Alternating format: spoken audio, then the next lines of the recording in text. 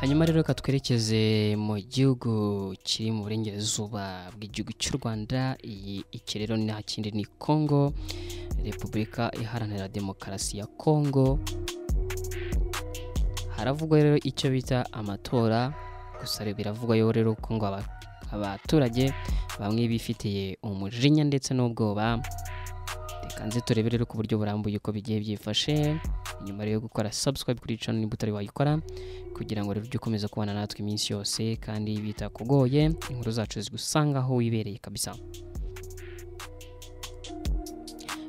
Ku munsi rero w'ejo tariki ya 30 Ukuboza 2018 nibwo habaye amatora ya perezida wa Repubulika muri Repubulika Iharanira Demokarasi ya Congo, aho rero benshi mu baturage bayitabiriye mu bwoba bwinshi kabisa, bikanga rero umutekano muke. Imashini rero zikoreshwa mu gutora rero zagiye zitenguha abantu, bigatuma rero ngo habaho gutegereza cyane, ndetse benshi rero mu bakongomani biriwe rero bafite umujinya cyane.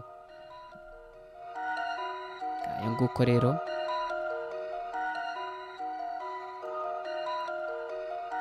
amatora rero yararangiye mu bice bimwe na bimwe bya RDC, aho benshi rero biteguye kureba umukuru w'igihugu wa mbere uzajyaho nta ntambara rero ibaye. Bwa mbere rero mu mateka y'iki gihugu nyuma y'ubwigenge mu mwaka w'1960. Aya matora aragamije gushaka umukuru cyangwa se umuntu uzasimbura Joseph Kabila umaze imyaka rero isaga 17 kabisa ayobora iki gihugu cya Congo, kuva rero muri 2001 asimbuye se Laurent warashwe rero. Aya matora rero amaze imyaka 2 asubikwa, kuko ngo Kabila yarangije manda ye mu mwaka wa 2016, ariko akanama rero gashinzwe amatora Seni bakagenda rero kimura itariki yo gutoreraho. Byari biteganyijwe rero ko amatora atangira saa 11 z'igitondo akageza rero saa 11 za nimugoroba, gusa mu mujyi wa Kinshasa haramukiye rero imvururu ikomeye kabisa.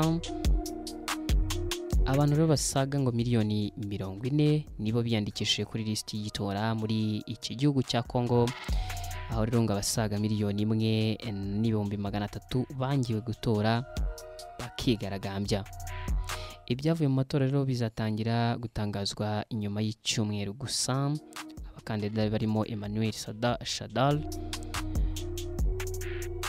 batangaje ko rero ngo bizeye intsinzi. Abakandida batatu rero bagomba kuvamo uzaba perezida wa RDC ni Emmanuel Ramazan Shadali uri mu ishyaka rero rimwe na Kabila PPRD, Felix Tshisekedi wa UDPS na Martin Fayulu wa ACD.